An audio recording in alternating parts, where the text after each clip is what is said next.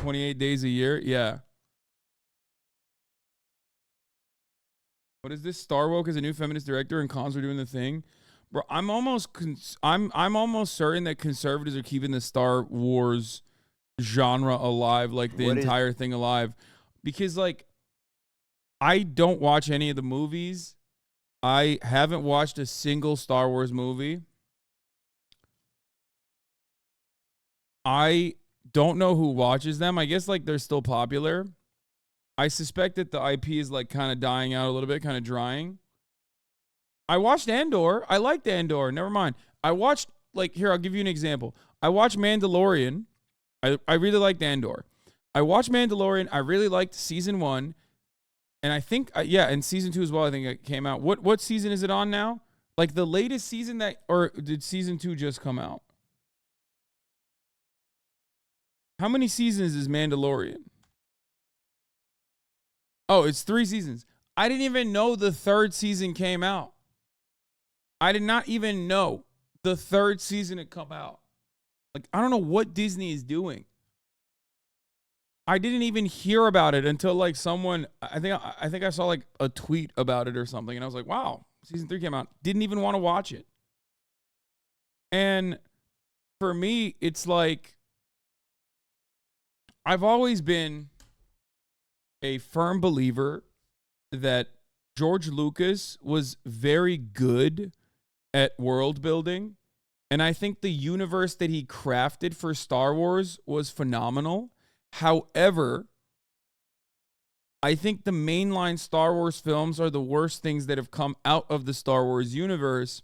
And I think like Knights of the Old Republic, for example, has a significantly better story and better lore in general than like the original Star Wars. Like the original trilogy is pretty basic stuff. Now the original trilogy is sick. I mean, it's basic. The OG trilogy movies are basic. Like it's good. It's good for what it is, but it's super basic. It's a super basic story. Come on. And it's not bad. I wouldn't say that it's bad at all, right? I watched the first 6 Star Wars movies, right? I watched the prequels and the original trilogy, and they're all great. Especially the OG, the OG trilogy is phenomenal, but it's also it's a very normal story. It's a classic, underdog going up against great odds, that kind of thing, right? So I do feel as though, and I haven't really watched anything else other than the first 6, but I will say that the world in and of itself is genuinely, it's the hero's journey plotline, exactly. The world in and of itself is actually very solid. So there's so much you can do in that universe. And I don't know why they always go for like massive world-changing events rather than something like Andor, right? Andor is a great example because it's like, what would a normal guy do? Or even The Mandalorian is pretty decent in that situation because it's like, you're not... I think that there's a lot more that you could do. And if you're going to do, world-changing events, if you're going to focus on like, real massive world-changing events, like you can make it a little bit more interesting than the regular hero's journey, and focus on something like Knights of the Old Republic. You got to admit the capital's democracy to fascism process was cool to see. Sure. It's funny that they have a vast universe and they tend to focus on the same 5 characters. Yeah. Have you seen Star Wars Clone Wars? George Lucas imagined it like the Star Wars Band of Brothers. The ground a story in an insanely big universe. Is a claustrophobic world limited to 1 to 3 planets is great and tightens the story. Anyway, so I guess conservatives are kind of keeping this IP alive by constantly chirping about it, though. You know what I mean? So congratulations to the conservatives for keeping Disney alive, for keeping mouths fed. It makes me very happy. They're very, it's great for them. Glad that they're doing that. Star Wars has gone woke, folks. George Lucas, who crafted the story off of the Vietnam War, where America was the bad guys, okay, very deliberately. That George Lucas, his IP has turned into something woke. It's become nonsense.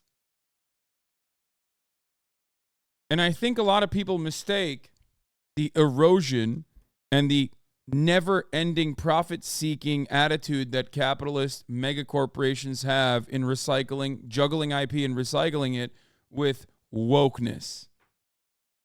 Because they're oftentimes fascist pieces of shit and also have no way of analyzing media in general.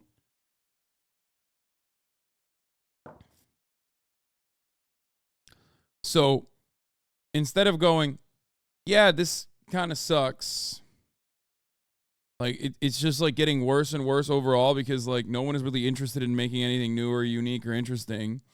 And instead they just kind of go, oh, they put a black person in it and that's why it sucks. And it's like, no, dog, that's a you thing. Okay? That's a you thing. You saw a black person and you were like, this sucks. And it's kind of weird and gross that you were saying that. Okay? Now, having said that, do corporations often engage in that IP juggling, IP recycling with, like, race swapping or whatever? Like, they do that, yeah. Or gender swapping. Like, they'll be like, yeah, here's the exact same IP, but this time, what if the main character was black? And it's like, okay, yeah, make something new, dog. Come on. Like, instead of beating a dead horse, make something fucking new. I want to see something new, right? And that does make sense.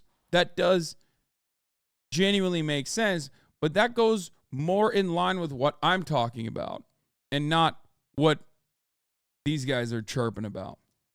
Is the balance of activating a force for change, but also trying to permeate that patriarchy, that power structure, and is that a part of the calculation of your art as well, and what's been the reaction to that? Oh, absolutely. I like to make men uncomfortable. I enjoy making men uncomfortable.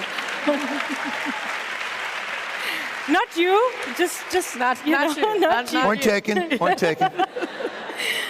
But, it is important to be able to look into the eyes of a man and say, I am here, and recognize that. And recognize that It's easier for a studio to make a historical Viking into a black woman than telling a moving historical tale that's set in Africa. Yeah, for sure. No, yeah. I am working to bring something that makes you uncomfortable, and it should make you uncomfortable because you need to change your attitude. And it's only when you're uncomfortable, when you're shifty, when you have to have difficult conversations that you will perhaps look at yourself in the mirror and not like the reflection, and then say, maybe there is something wrong with the way I think, or maybe there is something wrong with the way I am addressing this issue. So what happened? People are mad about this. Here's the feminist director of the next Star Wars film saying that her goal is to make men uncomfortable. This movie's destined to be Disney's biggest flop yet. Yeah. Yeah, Matt Walsh is right. This is, yeah, she said, I'm going to use the Star Wars franchise to make men uncomfortable. Be a fucking man is what I say. Okay? Be a man. Why are you, as a man, not dying in war? Why are you, as a man, chirping about, oh my God, Star Wars is going to make me uncomfortable? Why are you, as a man, getting uncomfortable by watching Star Wars? Movie ain't even out yet, and you're already priming yourself to be upset about your Star Wars.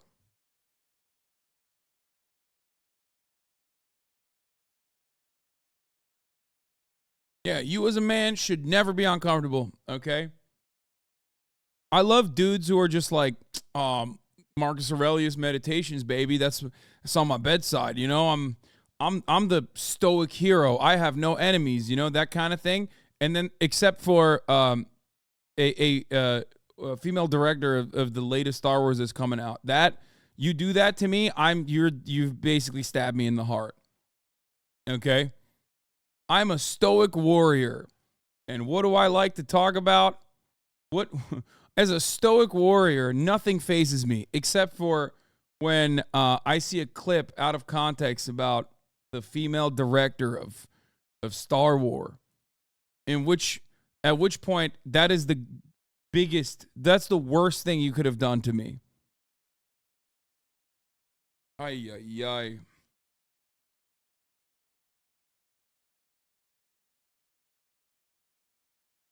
What is this? This dude is so dumb. Oh my God, another Musk tweet from Megaphonics. Snow.